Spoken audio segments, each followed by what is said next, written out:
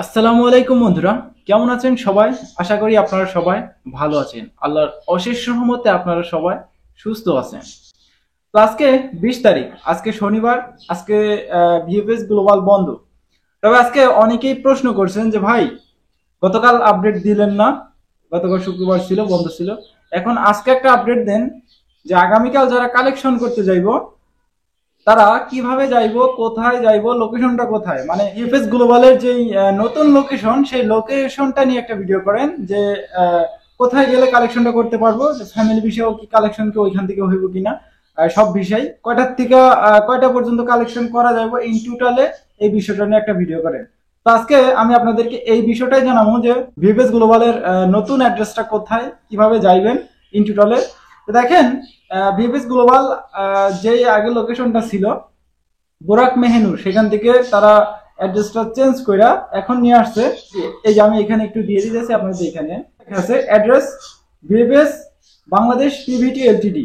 তো নিচে দেখেন তাদের লোকেশনটা দেওয়া আছে, নাফি টাওয়ার 53, ওকে, নাফি টাওয়ার 53, গুলশান এভিনিউ, গুলশান 1, মানে গুলশান 1 নম্বরে, 7th ফ্লোর, ঢাকা 1212।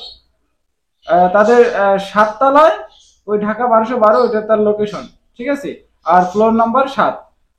তো এই লোকেশনে গেলে আপনারা আপনাদের ভিসাগুলো কালেকশন করা, যদি এই লোকেশনে যান আপনাদের ভিসাগুলো কালেকশন করতে পারবেন, প্লাস ওইখান থেকে ফ্যামিলি ভিসা দেওয়া হবে, মানে সবকিছুই ঢাকা ভিএফএস এর সবকিছু ওইখান থেকেই কার্যক্রমগুলো করা হইব, জমাও নেওয়া হবে ওইখানে, আপনাদের ভিসাগুলো প্রসেসিং করা হইব ওইখানে। হ্যাঁ, এখন প্রশ্ন থাকে যে কয়টা থেকে কয়টা পর্যন্ত কালেকশন হইব। তো তাদের ওয়েবসাইটে তারা উল্লেখ করে দিছে দুপুর 2টার পর থেকে কিন্তু কালেকশন করতে পারবেন, ঠিক আছে, দুপুর 2টার পর থেকে কালেকশন করতে পারবেন।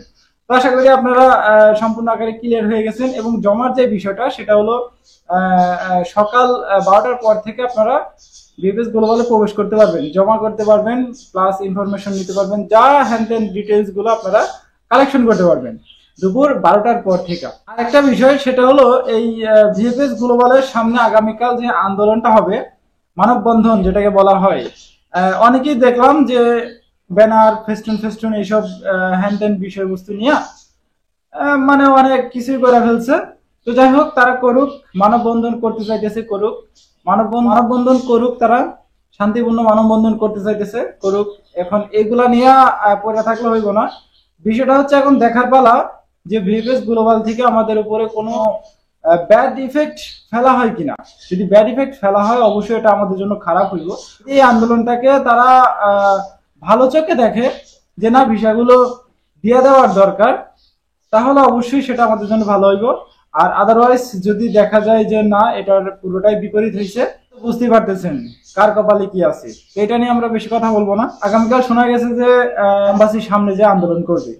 আচ্ছা, ঠিক আছে, এই যে আজকের ভিডিও। আগামীকাল একটা হিউজ পরিমাণ কালেকশন করতে যাইবো। যারা বুধবার বৃহস্পতিবার এসএমএস গুলো পাইছে, বুধবার এবং বৃহস্পতিবারে ফ্যামিলি বিষয়ক অনেক এসএমএস আসছে, প্লাস বুধবারে কিন্তু ওই ওয়ার্ক বিষয়ের ভালো পরিমাণ একটা এসএমএস আসছিল, দেখছিলাম। তো দেখা যাক, আগামীকাল রবিবার তারা কালেকশন করতে যাক, তারা পাসপোর্টের ভিসা পায় কিনা, এখন সেটাই দেখার পালা।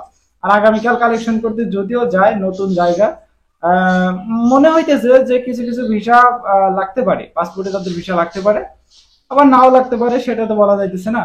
এবং আগামীকাল রবিবার কালেকশনের এসএমএস আসার কোনো সম্ভাবনা নাই, তারপরেও দেখা যাক আসে কিনা। ফ্যামিলি ভিসার যদিও আসে, কিন্তু ওয়ার্ক ভিসা দেখা যায় না যে রবিবারে কালেকশনের এসএমএস আসে।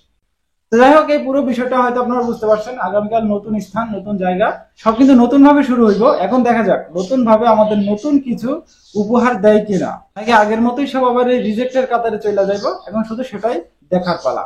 তো ভিডিওটা এমনিতে লং হয়ে যেতেছে, আর বেশি বড় করতেছি না। দেখা হচ্ছে আগামীকাল একটা নতুন আপডেট ভিডিওতে। ততক্ষণ পর্যন্ত আপনারা সুস্থ থাকবেন, ভালো থাকবেন। মজুমদার ফ্রম ইটালিয়ান ইউরোপ এই দুইটা ইউটিউব চ্যানেলের পাশেই থাকবেন। আল্লাহ হাফেজ।